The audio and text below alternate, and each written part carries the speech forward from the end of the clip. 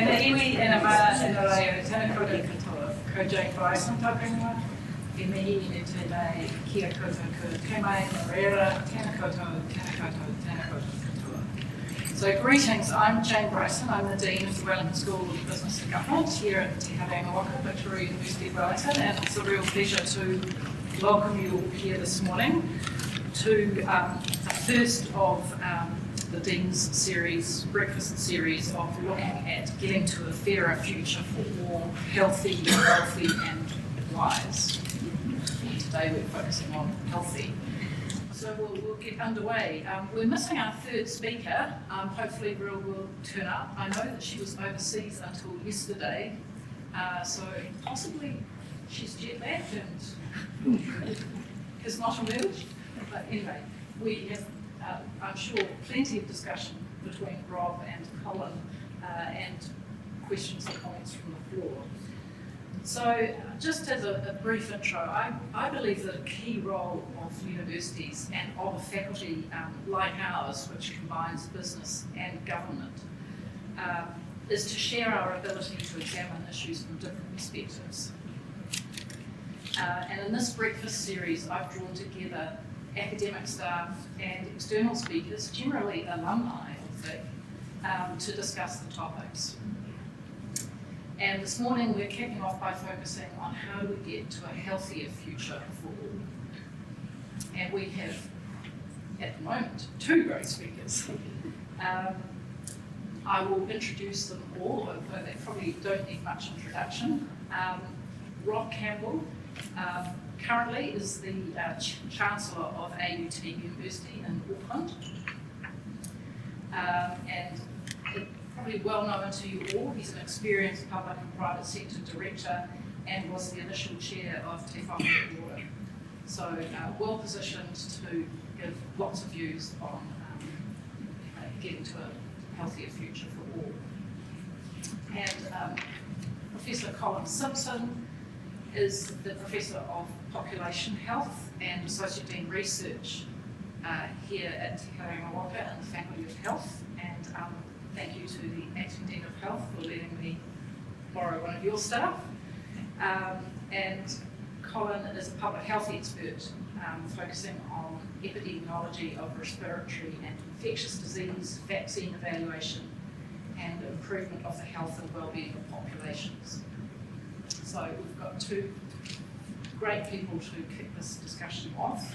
The process will be that I will get each of them to speak for 8 or 10 minutes on what they see as the key challenges to getting to a healthier future for all. And then I will get them to speak for 5 or so minutes each on what they see as essential to the solution of how we get to that fairer, healthier future for all. And then I'll open it up for questions and discussion and debate. And I'm not always the most reliable timekeeper, but I will try to be reliable around that. And if we descend into open discussion and debate, that is fine. I will just referee. So we're going to start with Colin. Thanks for having me, Jane. Glad to be here this morning. Right to know. So there are substantial pressures on our health systems and our social care systems. And it's not just a problem for New Zealand, it's actually a global problem as well. I mean, particularly in the UK, there's huge pressures. I just thought, quick straw poll, show of hands, who has or has had a relative who is currently waiting for more than a year for an appointment of any form in the health system?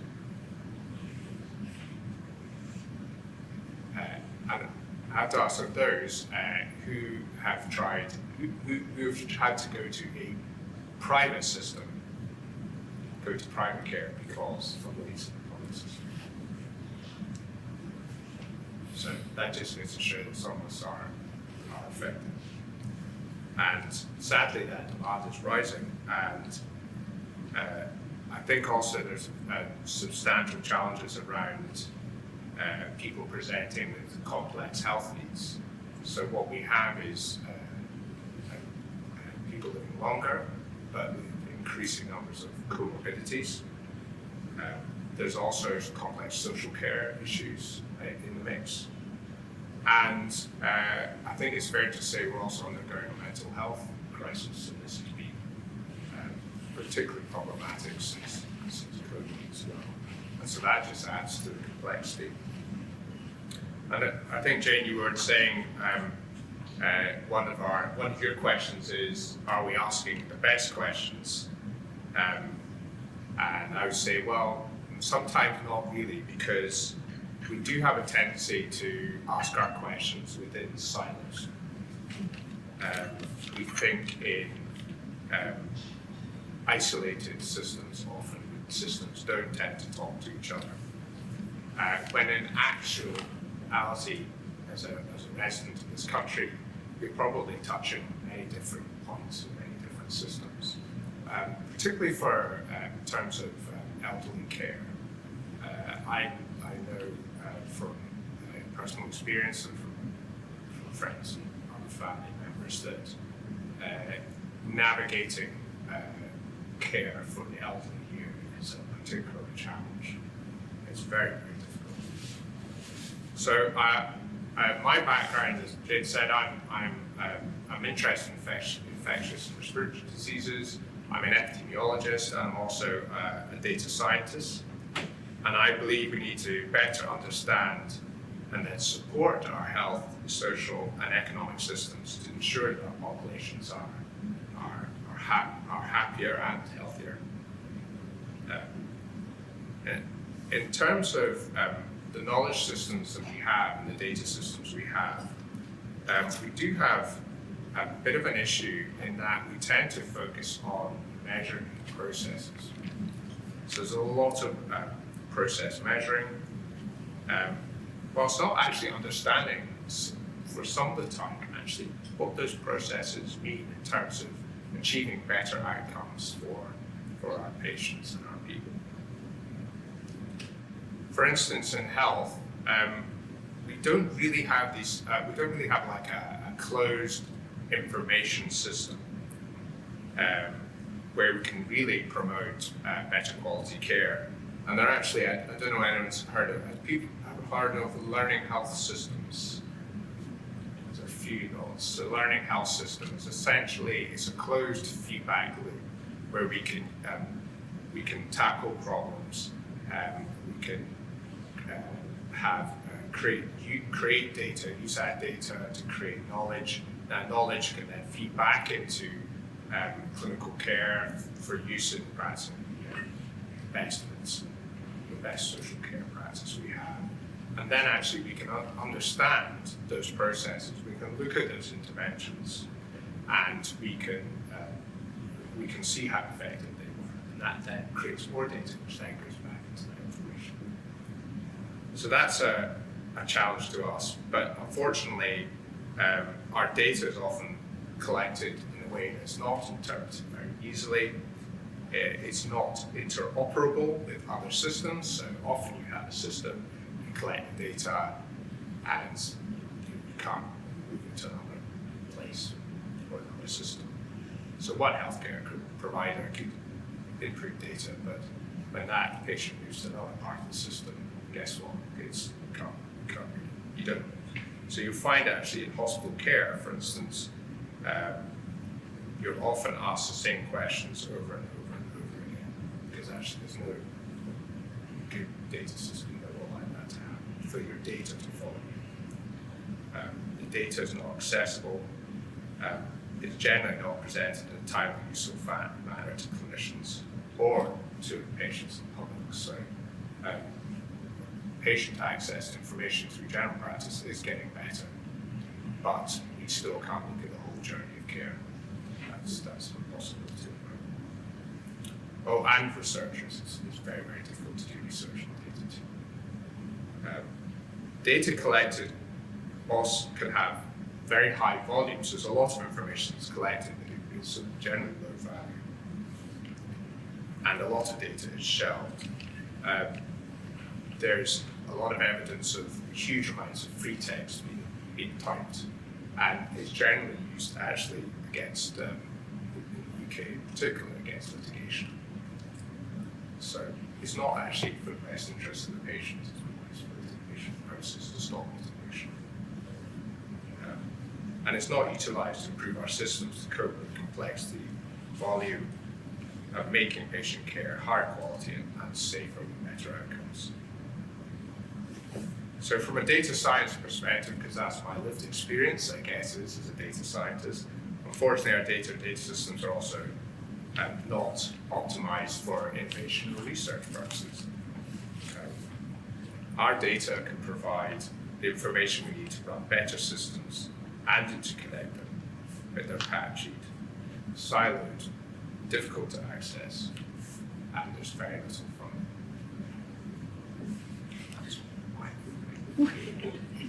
It's a jolly start, isn't it? So now we'll move to Rob. What do you see as the key challenges to getting to a healthier future for all? G'day, Jane, and it's nice to be back at the university that I studied at. When I was studying, we hadn't colonised the downtown to quite the level that's happened now. But, I'm always in these discussions, it seems.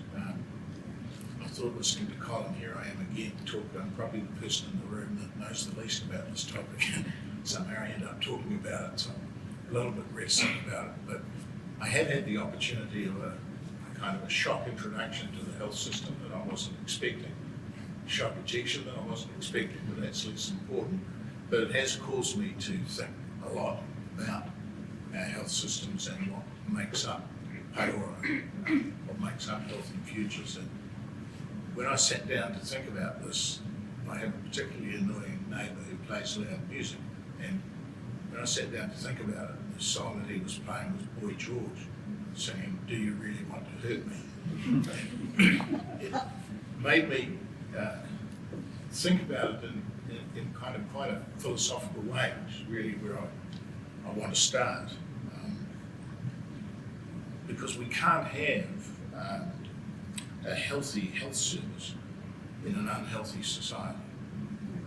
And I think that's what we're trying to have. The health service, if you think about that I'll come back to this issue, but public, private, community or iwi is dominated by the treatment of ill health. That's what it really does. It's what it's funded for. Whether it's private or public funding, it's really funded for the treatment of ill health. So, if you like, at that level, it's entirely directed towards coping with an unhealthy society. And I think there are three aspects to this that I see. One is human inequities. Secondly, environmental degradation of various kinds. And thirdly, unhealthy human activities, things that we do which are not good for our health or others' health. And I guess together those are the social and commercial determinants of ill health. Now it's true, having said all that, it's true that people will still get ill and die in a healthy society. But the biggest gains are to be made not simply through living longer, but through living better. Now that's something I think that we have lost, that we have focused in an unhealthy society about extending life and about coping with ill health, rather than the focus being primarily on how do we all live better.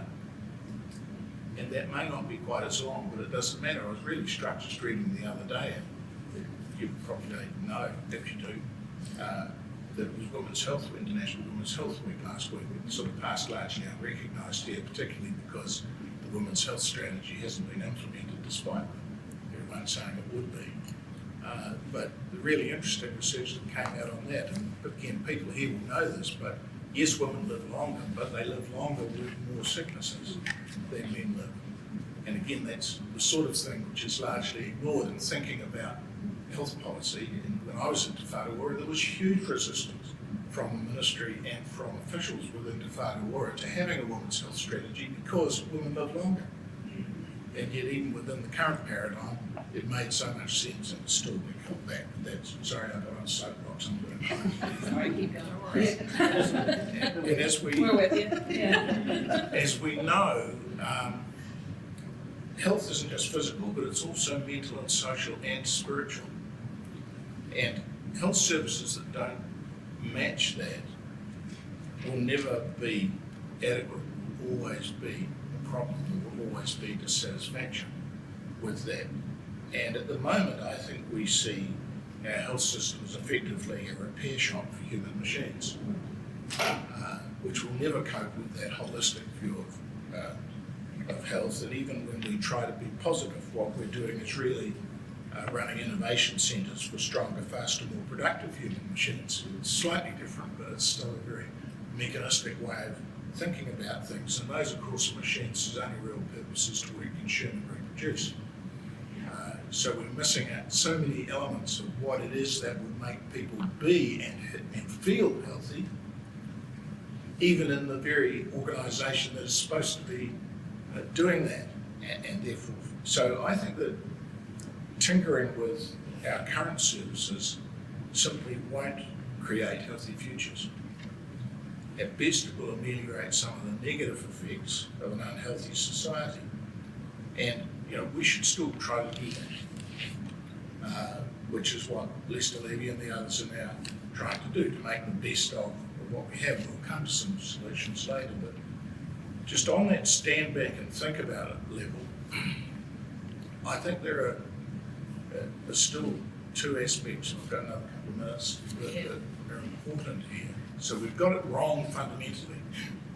Even the way we think about it's wrong, so we won't come to good conclusions. But then even at the operational level, and this was true of the payroll legislation, it remains true, we haven't conceptualised even the current ill health system properly. It's been considered primarily as if we had a public health system. And we don't have a public health system. We have a public aspect to our health system, but it's not the biggest bit by far. We all know this when we sit back and think about it. So how would we expect, starting from the least badly, or the worst funded part of the system, if you like, the one with all the legacy properties and procedures and all of those things, with all the legacies, why would you start from there and not think about the system holistically? After all, we paid for the private hospitals, by and large. We paid for the clinics. We paid for most of the bits that are in the private part of the sector. And I'm not opposed to the private thing, whether it's right or wrong, it's a different question, but it's there. And there was no effort made to think about it in an integrated way, or to provide solutions that span that, so that we end up in a purely transactional set of relationships where when you talk to people in the health system about integrating with the private sector, they mean contracting out operations to Southern Cross. Purely a transactional kind of arrangement. I'm not opposed to those transactions, but it's not a way of thinking about providing a health system. And so what happens is that you end up with this kind of ramshackle structure trying to deal with the wrong problem, in my view. And then we put on top of that, so ramshackle structure, inadequately conceptualising the system, trying to deal with something which is the wrong thing anyway. And then we have imposed on that some of the worst management I've ever seen in my career, where no rational management, for example, and totally agree with what's being said about data and how important it is and what the inadequacies and potentials are, but trying to impose something like the HERA information structure onto a system that couldn't even run payroll, couldn't even run simple lists in clinics. The idea that you should spend hundreds of millions on a highly sophisticated system without dealing with the most basic of infrastructures was madness. It just wouldn't have happened in any rational structure, and yet it was impossible to find. They still try and backwards fight on it and fill bits in. Oh, we won't do that bit of Europe because we'll pay for this. We'll now try and solve the Holidays Act, we'll try and solve nurses' pay, all these kinds of things. So that the management structures were absolutely hopeless. Things like equal pay for nurses and equal pay for aged care workers were existing or coming down the track. And yet the allocations being made in budgets didn't even remotely take account of them. That's not actually a fault of Te Whātuara's Act, that's a fault of the ministry and governments, but Te Whātuara didn't help by not being an open advocate for those things. Everyone knew, for example, I'll finish on this, everyone knew that when you paid nurses more to work in the public hospitals, but didn't fund to pay people who were not in them, everyone knew what would happen. You don't have to be a Milton Friedman to work out somehow the supply and demand people are going to shift. You know, they did. Everyone knew that was going to happen, and yet no one did anything about it. All the managers knew, all the nurses knew, all the politicians knew. No one did anything about it, and then it's a surprise, then it's a crisis. The actual crisis, of course, was underpaying them for decades before that, but then implementing it in such a blind and stupid way. So, terrible management imposed on a ramshackle system, trying to do the wrong thing. So the answer to Boy George, and I wrote it down, was, do you really want to hurt me? I would say, well, if we economists talk about revealed preferences of birth, I would say the revealed preference would tell you, yes, we do want to hurt each other, just not too much, or too expensive. That's the point. Thanks, Rob. That's really laid it out. And actually, interesting synergies with what you were saying, Colin, in terms of disconnects and overlays. So now we move to the next part, which is what are the couple of things you see as essential to addressing this movement to a healthier future. Yeah. Starting against you. Well, I liked what suggested. It's the questions we should be asking, so I think it's correct. And I think part of it is about engagement and enablement. And one is engaging, incentivizing our stakeholders. And we need to create a more informed workforce, more empowered workforce to drive the agenda for change. Because I feel that the workforce and the clinicians included are somewhat disempowered and removed from decision making. And how can we enable our leaders to help drive innovation? How can they help us adapt and adopt the best technology, carry out the best innovation and research and development to support our goals? Also, the public are somewhat removed. How do we intensively engage the public, and particularly those with lived experiences, to drive the changes they need? I'm going to talk about something really boring now, which is fair data use, which is often talked about as findable, accessible, interoperable, and reusable data systems. And we need that if our data is to have high utility and allow for data-driven innovation to improve outcomes. So, I'm sticking in my lane. That's One of us has to. Right, your turn. Okay. What do we do about ramshackle? I'm a bit more discursive than that. And interestingly, I think first place, I think we've already done the biggest thing we need to do, but we haven't listened to it. So when you think about health the way I do, and I think most of us do, it doesn't belong to politicians, bureaucrats, or even to health professionals. And I worry a little bit about this mode that's coming through a little bit of discussion at the moment is we've got to get all this into the hand of health professionals, because important as they are, the health system doesn't belong to the health professionals, not in any broad sense of the term health. So I'm not opposed to clinicians having big roles, but the system doesn't belong to them. My quote for this one was from Chairman Mao, where he said, "The masses are the real heroes, while we ourselves are often childish and ignorant.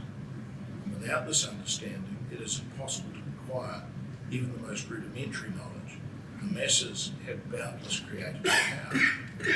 So my point is that social change, which creating healthy futures certainly is, doesn't begin at the hospital or the clinic, or even at the queue outside the door of the clinic.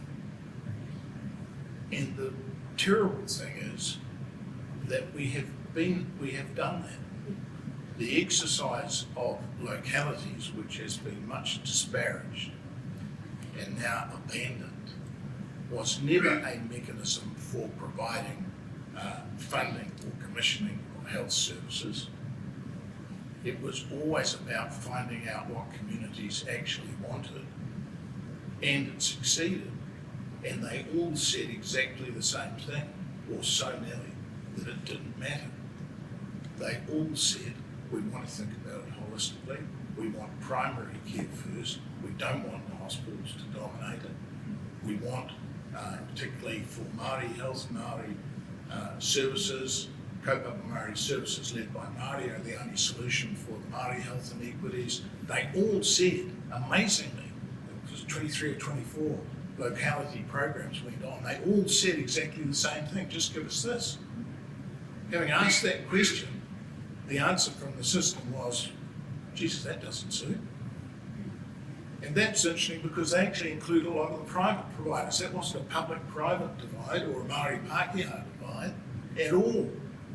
There are now blueprints written, blueprints all around the country. We want to forget that now. People say, oh, we're not doing enough to devolve, etc., etc. It's all true, but we've done the question of us. We just didn't like the answer because it was a bit messy, it wasn't hierarchical, it didn't fit the existing patterns of control that we're working to.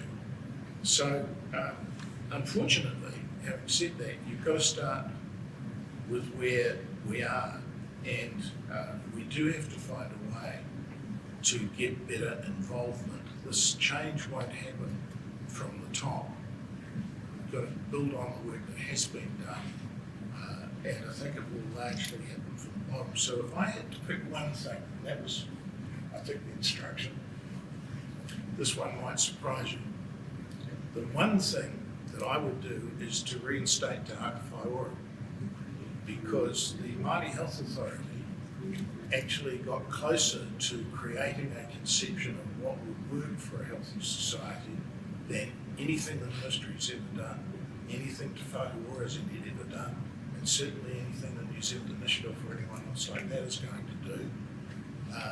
Te Haka Whaiora was actually creating the building blocks for a health service that might work. So if I was going to do something, I'd reinstate Te Haka Whaiora and give it some proper money and stuff. Thank you. Great. Amazing reflections and solutions. I'll open it up to the floor. Any comments, questions? Maybe just continuing the dismal theme, I sort of come from the sort of tax side of things, and the government is, we're looking at a country at a bit of a structural deficit emerging with, revenues, sort of not keeping up with expenditure, and especially on the expenditure side, we're looking at with the ageing population, growing New Zealand super, and especially the health point. All these are expensive. So I think we are facing some real challenges there, looking out. So that we're going to have to look at both revenue and expenditure on both sides of the ledger.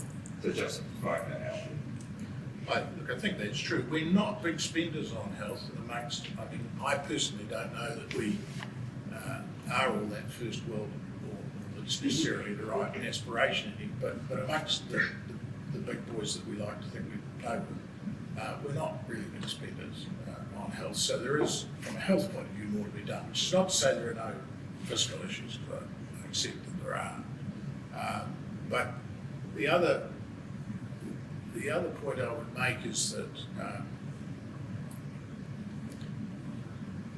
most of these changes don't actually need to be all that expensive. They're really about how we organise and incentivise, and as usual, even the things that are being delivered, the health aspects of health that are being delivered by a market. Good markets are not simply natural things, as economists in the room will know. Good markets are designed. They include incentives to do the things that you want to see as outcomes. And I think we're probably a little bit reluctant to think of health as a market, which doesn't stop all the greedy buggers that want to make money out of health from making it. But one of the things that, going back to what I said about thinking about our system holistically, public and private together, is that you can think about how is this market working, what is the market, what incentives are we really creating for people. Just to give you one example, there's something odd about a market where general practices are going broke and people who want to make private equity level returns of mid-teen return on equity are buying them. That should be telling you something about what are the incentives we've got locked into our health market. And it's not that it's, so there's just a kind of really, really obvious thing. And I think when you delve around this market and think about the public and private things all together, you can quickly find market design issues that could work much more efficiently, that are not simply about throwing more money into the existing structure. Certainly one point where Lester Levy and I totally agree. I wouldn't try to save the money, I'd try and spend it better, but his instructions are better to save it, so it's what it is for him.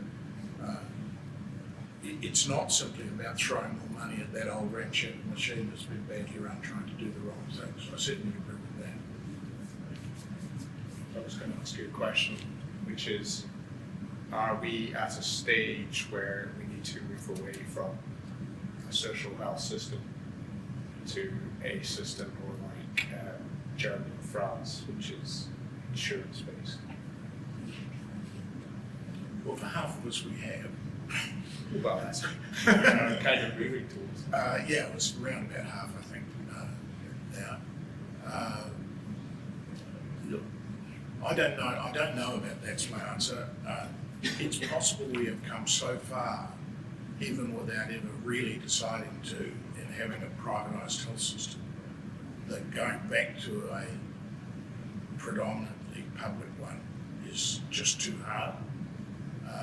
My mind hasn't quite got there yet, but it's an open question that it's a good question to ask, because that'll start to tell us answers about the kind of things we should be doing. I mean, I think the COVID response is interesting, because actually Germany had actually quite a low COVID death rate, and largely because it has an oversupply of hospital beds, and only now they're beginning to have trouble with clinical capacity.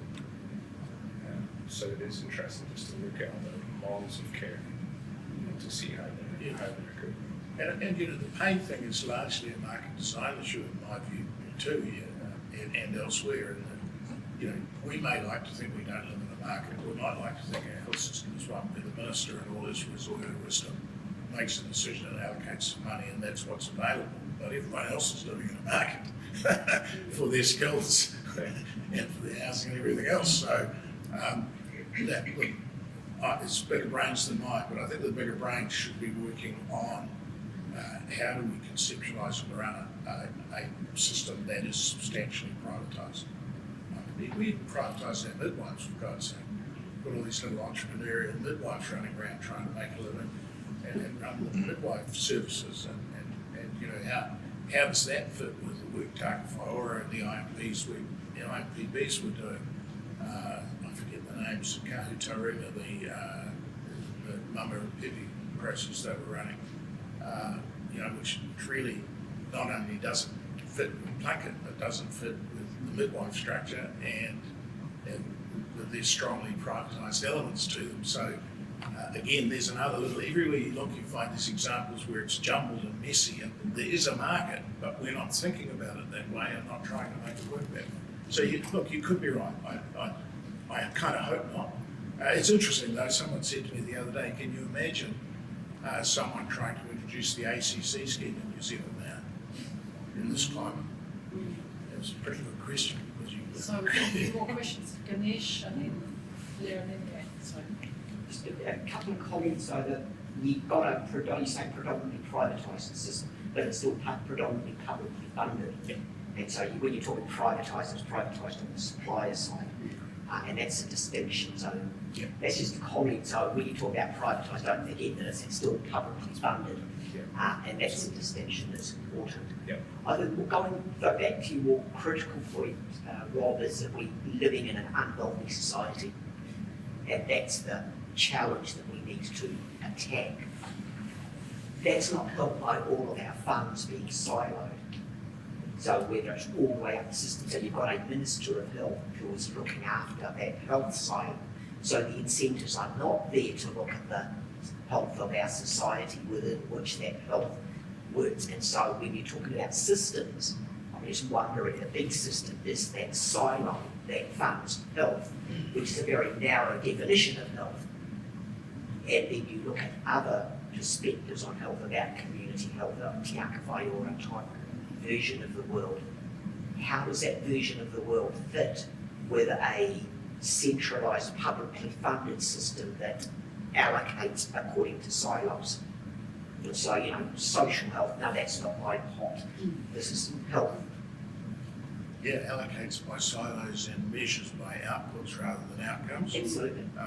Which again, that was the huge challenge, the huge shock that Taka Whaora posed to the system. And why a lot of people were happy to see it go was that it was focusing on outcomes and not spending huge amounts of time reporting on tiny outputs, which may or may not have been leading to the outcomes they wanted. So, yeah, look, I very much agree with what you're saying. But quite a few of our private markets, by the way, are government funded. Exactly. Precisely. So I wouldn't call them private markets. Yeah, I hear you. Maybe my phrasing's wrong. Yeah. I get you. go to that next question. Yeah, Andrew. So my background is sort of architecture, so nothing like this. My wife is a nurse, been in public health, and her daughter has always been a coder and things like that, so just enough knowledge to be dangerous and nothing else, effectively. But I guess in terms of coming back to that big picture, there was a series, Blue Zones, which we're all familiar with, about countries that have where people are living particularly longer than the median age for people around them, other countries around them, Mediterranean, various places like that, and they're also healthier in those ages. And I think I remember one particular area where there was a country that had focused, they didn't have anywhere near the same level of funding that the states, etc., had, but they were achieving better health outcomes. I think doing that regional understanding, focusing on primary health and things like that, is that the sort of thing that you were talking about, moving to different lifestyles, having a different way of addressing our holistic health that's more immediate, more available, and closer to us? Is that? Yeah, absolutely. I think that's a large part of it. It's not all of it, but it's a significant part of it. And you probably wouldn't do any harm to start with food as a place. Just on the blue zone, subsequent research, I quite like. I made a great Netflix documentary. Subsequent research hasn't been very kind to it as people have gone around and looked more deeply at those places with the longevity. They largely found out that a bigger contribution to the apparent numbers was pension fraud. Large numbers of the people who were supposed to be 130 or whatever it is weren't. So there is some subsequent quite good research, which is a bit damaging, but it's still a good story, and I still agree with you. I also think there's a need to avoid inequity as well. So the US spends a lot of money on health, but they don't have their life expectancy isn't as high as other countries. Yeah, I mean, if you want the best healthcare that's in the world, that's the place to go. But my goodness, don't get ill when you live there. It's very expensive. Go to the best. Kia ora. Ko Sarah Dalton tukuinga. Look, access to care, none of the markets that are operating in our health system currently are interested in providing equity of access to care, as I'm sure you well know. So poor people, rural people, people who are less ambulatory, people that don't enjoy good transport options are cut out, and the bulk of primary community-based care, eyes, ears, teeth, GPs, feet, physio, basic obstetric services, all of that sort of stuff, that is all privatised effectively. It may be subsidising through different forms of public grants and what have you. So, you know, that is broken, and there seems to have been no political appetite or any ability for Te Whatu Order to address the bulk of the named parts of our health system, which are not hospitals, right? It's all of that stuff that's going on in the community. So solutions are going to, and it's probably follow the money situation. You know, there are lots of vested interests emerging and established about how much money they can make, but it's why you won't find healthcare in Northland or the West Coast or Tairāwhiti, where they have the highest rates of rheumatic heart disease in New Zealand, or down in Southland, and why you can't get gynae care in New Zealand unless it might be cancer, you know, because you happen to be a woman. And yesterday, Margie Upper and Lester Levy wrote to staff explaining that they're going to defund public health because they don't consider it to be frontline. So we are really stuffed at the moment. There are no solutions being posed under the current restraints. They're going to speed up the breakdown of what remains of our health system currently. So a bit gloomy, but I just wonder if there is an appetite out there, whether you pick an ACC model or a social insurance model, or you go the whole hog and just stop pretending and explain that everything's privatised. There hasn't been an appetite to really have a big conversation about those things. So I just wondered if you had any thoughts about how we facilitate a better national conversation about what is actually there for people, what people expect, what people think they're going to get, as opposed to what's currently there. Kia ora, Sarah, I didn't notice you there, sorry. It's okay. ASMS incidentally has the best research department in the health sector. It's far better than what the ministry has and what Te Whatu Order has. They produce some really good valuable Three stuff. part-time people. Productivity is pretty high compared to those other organisations too. It's just too distressing for words, the message yesterday about public health, because the public health profession, if you like, the knowledge of public health in New Zealand is genuinely world class. I know we often like to say that, but our public health research and public health physicians are really world class, and they're suppressed, actively suppressed by the ministry politicians, and they were by DHBs, some of them more than others, and are certainly suppressed by Te Whatu Order stuff, which is just tragic, because it's the key to. I mean, if you put alongside my Takawhai or a reborn idea, you'd also bulk up. The next step would be, frankly, bulking, and I almost said that would be where I'd go, and they're doing exactly the opposite, which is tragic. I'm not ready to concede, Sarah, that we can't have a really efficient and effective public system, because I don't think, however, for all I can talk about constructing the markets and getting the incentives right and those sorts of things, I do think that the poor and the distant get lost in that situation, and I don't think that that's acceptable, but I think it has to be part of the mix is the most I would say. I I would deeply fear us moving to a totally insurance-based system. I also wonder about having an outcomes focus as well. Actually, outcomes should be good across the board. It doesn't really matter which postcode you live in. And I'm not sure how you get there, but yeah, whether you have to move away from code systems or others, it's a big discussion. You know, I was there a couple of weeks ago at a conference in Auckland organised by the New Zealand Initiative on Localism and Health, it was called, but it was largely about, the better title would have been, how can we profit from all this? The room was full of, you know, a few clinicians, but by and large, insurance people, private equity people, and others who are gathering, and we will see proposals about how a much more private system could work. I think they're imminent, is my guess, to be part of the debate. So those of us who are more concerned to drive from the other end better be ready for it. As I say, I feel quite an advocate, so I think I can see clearly a lot of these issues, but I can't see solutions. But we are, I think within a very short period of time, we're going to see proposals that are for a much more extensive privatisation of our health system even than we have at the moment. So we've got a stack of questions. We've got Helen, then Peter, then Ben.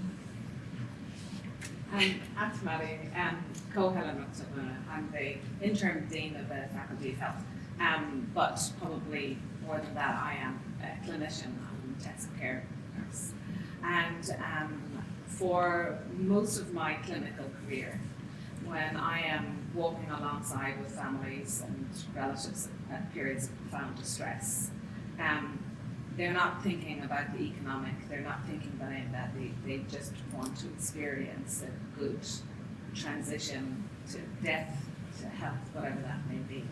And one of the fundamental things when I listen to my colleagues like Colin, I listen to people like Bev Lawton, who are doing the point of care testing and screening, and go through our communities and sparkle screening. And I listen to the frustrations about the system, and listen to my colleagues working in public health, and the profound anxiety and stress that they experience, because what they want to do is to walk alongside people at times of vulnerability and to help them to feel well, to be connected to each other, to not be lonely and isolated. And everything within our society, whether it's in healthcare, government, or whatever, is trying to think its way out of a problem that actually is not about the head. It is about the heart and the connection that we have to each other. And so I think that I'm hopeful. And hope is not a pitiful kind of notion. Hope is an action-orientated kind of thing. So I think that there is a future state that we can get to that will allow people to be seen as human beings, individuals who come from communities and families who love them, and that we can create a future that allows that to be the priority, which I think is fundamentally what Jack Thor is all about, rather than these economic, managerial, corporate kind of functions. So I don't know what I'm saying here, but I do think that there is hope, but it's our hearts that needs to be engaged in this, rather than trying to think our way out of the solution. Yeah. So I'm all about talking to anybody who wants to get a little bit deep and meaningful about this and just shake the whole system up, essentially, because it is fundamentally not meeting our human need. Thank you. There is an unbelievably large gap between the people who are delivering health services and the people who are administering the funding for it. It's having seen a lot of both. It's an incredible gap, far bigger than I've ever seen in any other industry or organisation in my life. So totally. Peter. Yeah, Peter Stevens, GS1. I've been involved around the health system long enough to see the pride that we had in dollars in and life expectancy really ultra efficient, and then officials and the system apologise for this slipping and around the OECD. It's been largely because of wage settlements. So that's just we're actually paying the clinicians, the nurses in particular, enough actually dragged us down on OECD metrics. So I think that sort of false level of pride that actually we're doing a good job.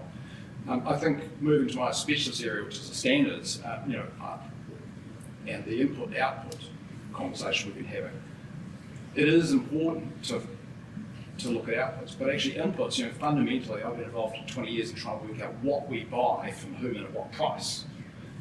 Because actually can we get a better deal in the health system? And actually that needs to, and the biggest barrier to that was the DHB system, where each DHB refused to work together and collaborate, let alone between the DHBs and the private sector. And ironically, Southern Cross wanted to tailgate on everything the public sector was doing that would have helped them and made them more efficient and more profitable, for example. But I think what you led, Rob, was actually starting to address some of that stuff at a national level. Actually, how can we look at those inputs and can we be more efficient in delivering and track things, which will lead to data standards. But ironically, some of the recent moves are risking that stuff. And I think part of it is because of parochialism. I think we genuinely believe that we are different, and even that healthcare is different. Whereas Nigel French is arguing about One Health, hey look, we need to look at pandemics, so actually there's animal health and the nexus of public health and environmental stuff, that these things are all coming together in this One Health theory. So I think the silos you're talking about are much more than just health or public health. And how do we enable to break down the silos? Yeah, Technology is one way like of doing that, but yeah, it's public healthcare funding, but actually there's linkages that we know about with other parts of the sector which is funded, MPI, DOC. in Scotland they've created essentially one Minister's health and social care together. But the main challenge has been the culture of the social care system versus the health system are very different, and actually norming that culture is been incredibly hard. And so they've run into this huge buffer of massive volume and complexity at the same time, and less funding. So the only challenge is when you knock down those silos, you need to have I think I have to have a lot of goodwill, hard work and money to enable it to happen. Right. So it's like any change will be dip in productivity. But as Pete said, we don't have a lot of cash. So, No, we don't. so that's the challenge. Is like whenever you hear that, the politicians will say, "Hey, look, you're asking for cash that we don't have, and that's all constrained." But actually, we need to work with that operating program. Sorry? What matters then? So we've got Len, and then we've got a hand over there, and then a hand over here. As a long-term observer of the public sector, the one thing that worries me is every time a manager says that they're a transformational manager, it generally tells you how little they know about the place. And of course, health, we had Michael Bassett in the 80s, we had the early 90s reforms, we had, what's name came in 2000 and structured up again, we had Murray Horn in 2008. And none of those people, you could say, were able to spend the following year explaining exactly what they were doing.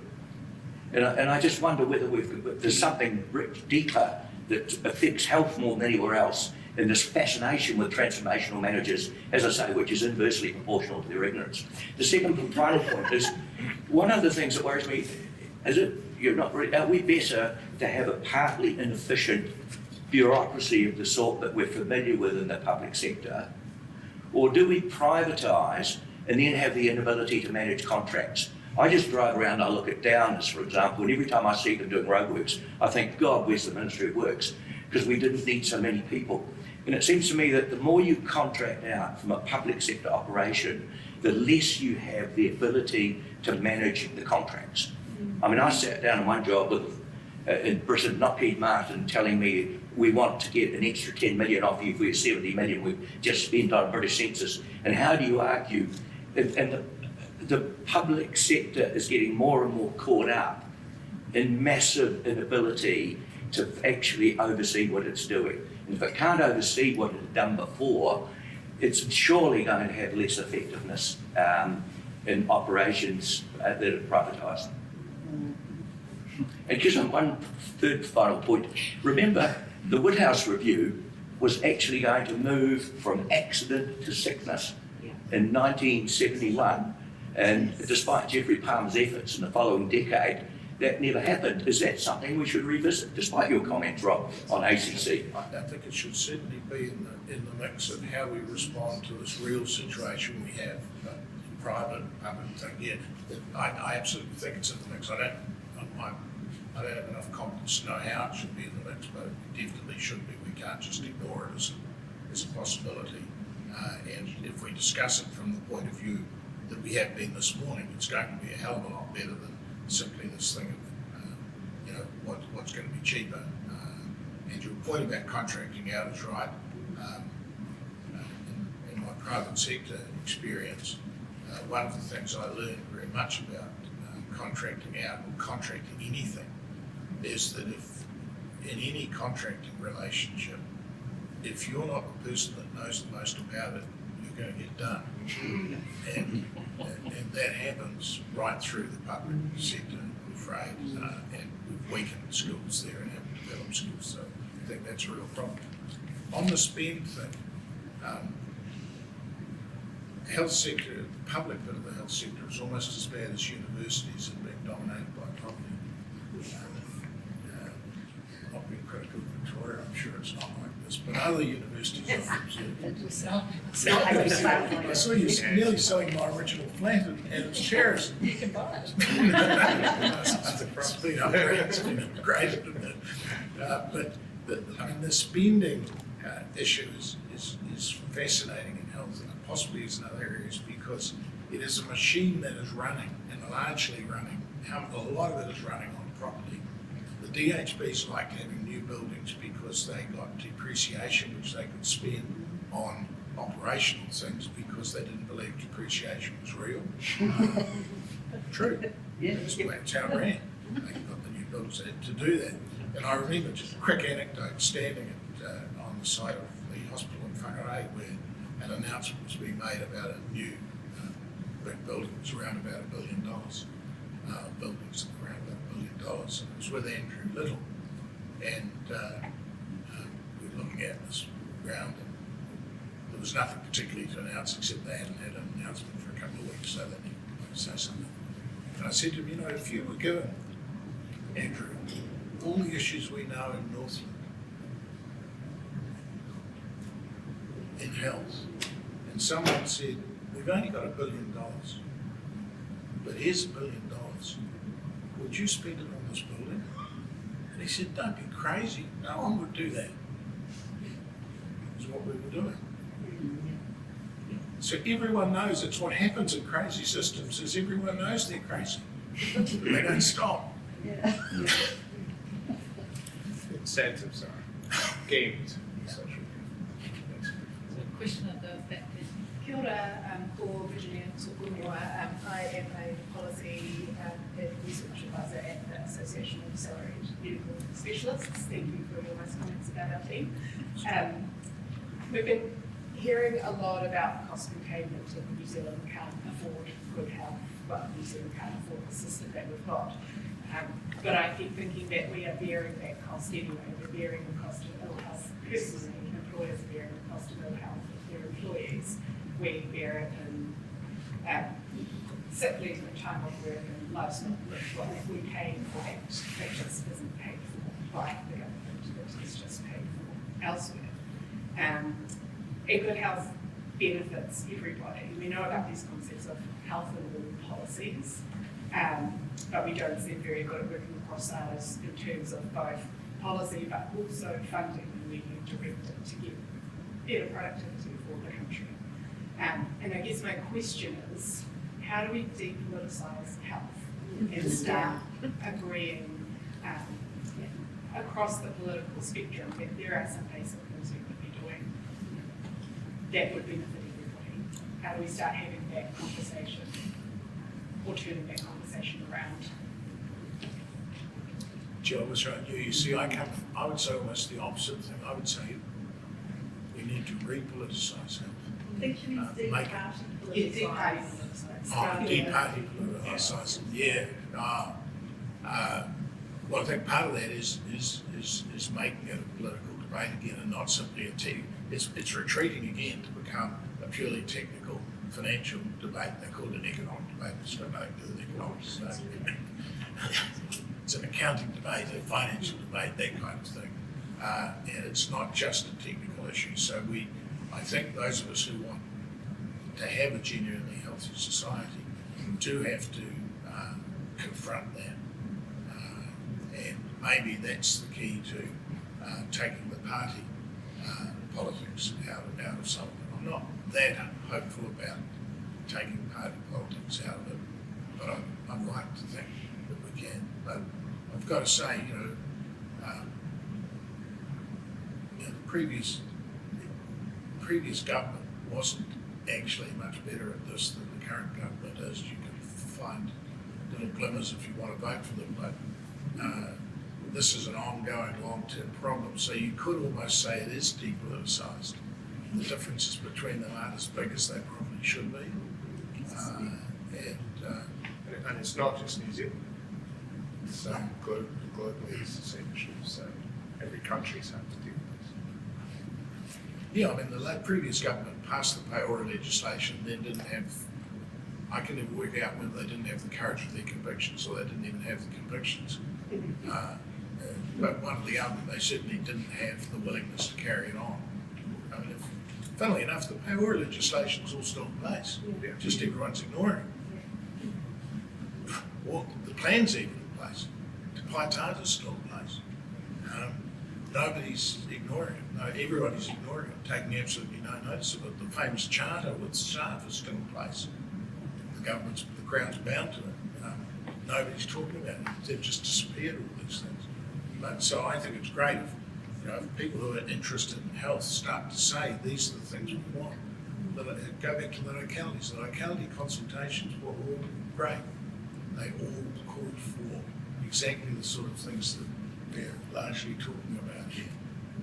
So that's the gap that we've got to push back on. It's not about the technicalities. Apologies, Suzanne, I've just checked my time and I realise we're getting very close to 9 o'clock, and I know we promised to let people get to work.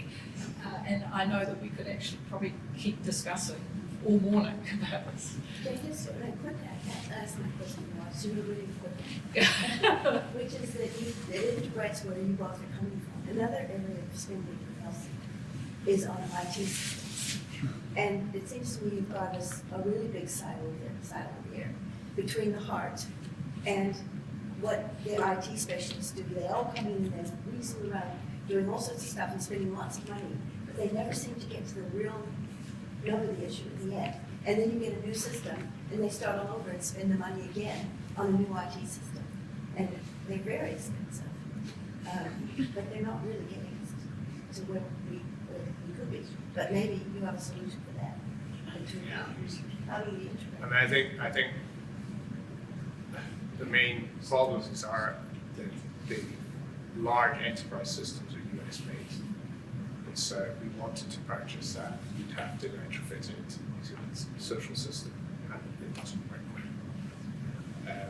I mean, I think it's partly going back to that empowering frontline staff and actually asking what they want. And Connecting for Health is a good example of what doesn't work. In the UK, that was several £billion worth of investment, and the plug was pulled, it just didn't work. And so what they went to was a far more granular, localized system, but trying to apply these aspects of FAIR, in particular interoperability, so systems speak to each other. So I think you have to go back and find systems that work for the clinicians and make sure that the messaging and the information flows with the patient. But one other aspect is actually having patients own their data, and they carry the data with them, and they make the decisions, and they let whoever they want, they make decisions around who accesses that data and where it goes to. I mean, that's not a simple thing, but it's Consumer data. yeah, absolutely. You know, I should own my data. Yeah, absolutely. So I mean, it's taking that model and applying it to health, and then actually it's the individual patient or family who are actually guiding them. without developing themselves through the system and having full knowledge. And actually empowering patients is really important.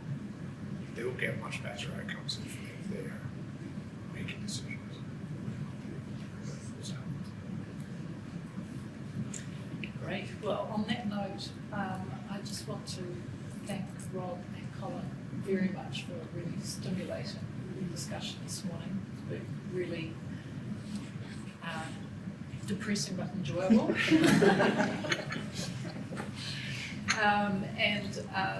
Yeah, I think it would be good, building on Sarah's comment before, it would be good to start a national conversation about some of these issues. And maybe the university can start contributing to that through publications, etc., in the public press as opposed to the academic press. And I know, Rob, you write fairly frequently in the public media as well. So I'd like us to show our appreciation to Colin and Rob.